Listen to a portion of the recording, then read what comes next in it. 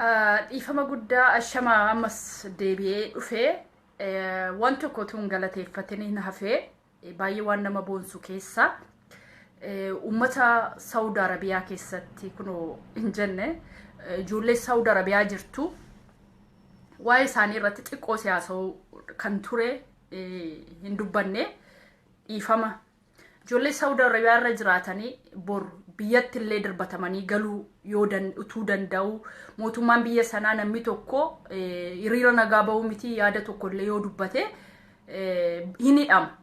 Rakkoo kana keessatti mana hormaa keessatuu jiraatanii rakkoo gabrummaa akkasii keessatuu jiraatanii mormii isaan geggeessan sana irratti baay'ee isiniin boonaa isin galateeffadhaa qabsoo isin geggeessitan warroota biyya nagaa keessa jiraatee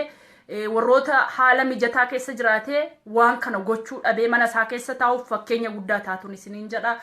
ummanni Saudi Arabiyaa irraa hiriira nagaa kaleessa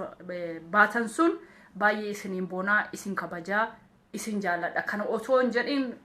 qabxiilee yaan irratti haasawootaaf maqaa keessan fudhadhee dhufeetuun dubbatee waan hin deebi'eefi na of kalchaa baay'ee isiniin boonaa sheer naa godhaati ummata Saudi Arabiyaa biraan naa ga'an isiniin jedha